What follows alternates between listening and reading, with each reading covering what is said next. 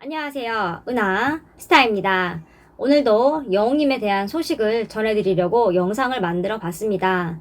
오늘 주제는 다소 좀 무겁습니다, 여러분. 네, 일단은 바로 소식을 전해드리도록 하겠습니다. 일단 기사가 났습니다. 정동원, 임영웅 등 트로트 가수 노래를 한데 모아서 들려주는 일부 앱들이 저작권 논란을 일으키고 있습니다.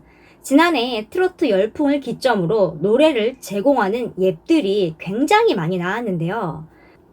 저작권 허가를 받지 않은 앱들이 유통이 되고 있는 게 지금 굉장히 문제입니다. 이를 비롯해 앱 마켓에서 저작물이 허가 없이 유통이 엄청나게 많이 되고 있고 또 그것을 통하여 광고 수익까지 거두는 사례가 빈번합니다. 트로트 앱은 가수별 또는 프로그램명을 따서 노래를 제공하는데요. 지난해 미스터 트롯 열풍이 불자 이를 기점으로 우후죽순처럼 생겨났습니다. 임영웅, 정동원, 영탁님 등 가수 이름을 따거나 아니면 아예 특정 프로그램명을 붙여서 음원을 제공한다고 합니다.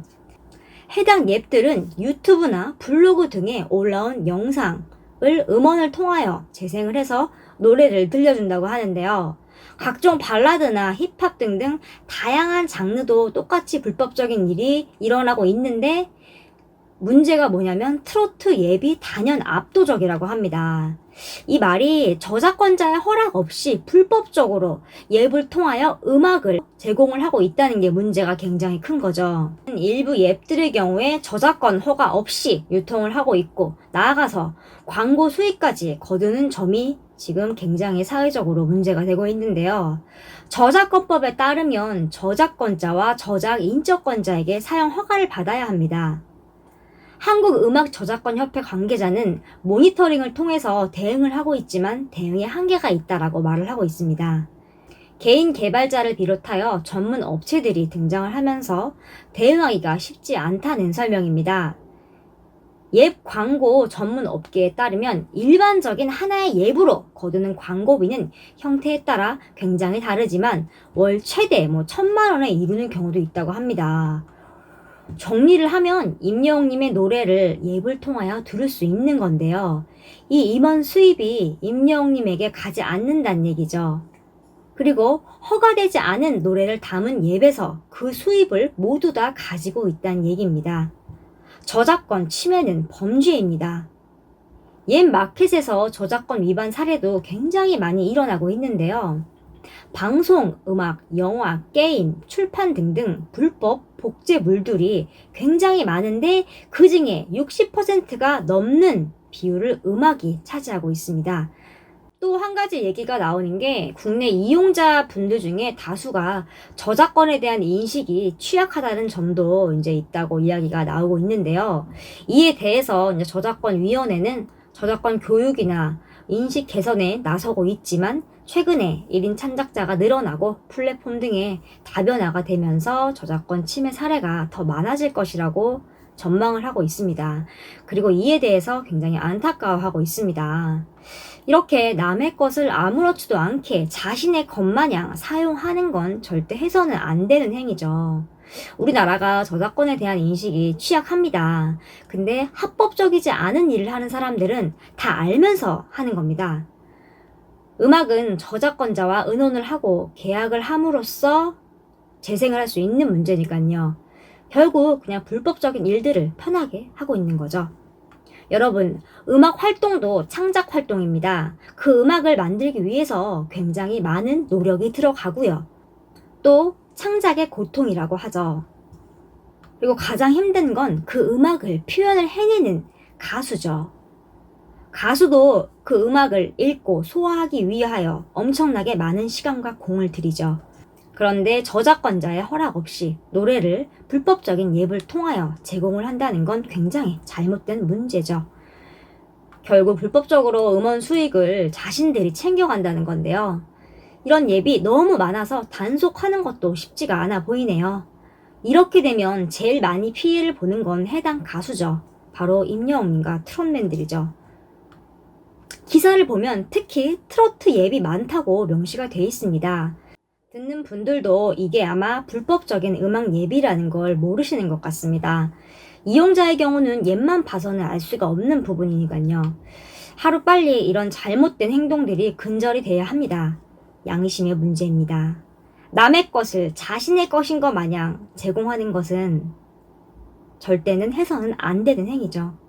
이런 분들 반성 좀 하셨으면 좋겠습니다. 다음 소식입니다. 뉴에라 프로젝트 측에서 카페 폐쇄를 확정했습니다. 공식적으로 글을 올려 발표를 했는데요. 뉴에라 다음 카페 게시판에 2월 8일부로 카페를 폐쇄한다고 입장을 밝혔습니다.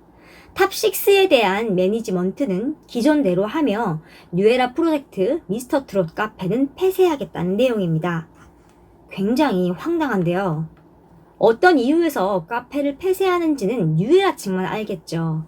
그런데 추측을 해보면 이번 임영웅님의 A판과 연매협 일과 관련이 있어 보입니다. 간단하게 정리를 하면 임영웅님이 A판 어워즈에서 상을 받게 됐고 자료 화면이 제공이 안 됐습니다. 다른 가수들은 다 제공이 됐습니다. 그래서 임영웅님의 팬분들이 주최 측인 A판 측에 문의를 했더니 자신들은 뉴에라 측에 임영웅님의 자료를 요청을 했는데 못 받았다라고 말을 했습니다. 그에 뉴에라 측은 입장을 발표했는데요. 우리는 잘못이 없다 라는 내용이었습니다. 그리고 바로 다음날 연매업 측에서 뉴에라 측에서 거짓말을 하고 있다고 공식적인 입장을 밝혔습니다. 모든 자료를 갖고 있고 상도의 질서를 어지럽히는 행위라고 말을 하면서 뉴에라 측에 사과를 해라 라고 입장을 발표했습니다. 그 이후에 뉴에라 측에서는 아무런 입장 발표가 없는 상황입니다. 그리고 뉴에라 측이 A판 사태가 벌어지고 해명을 요구하는 글이 많아지자 카페에 신규 가입을 안 받았습니다. 그런데 이렇게 돌연 다음 카페를 폐쇄한다고 발표를 해버린 겁니다.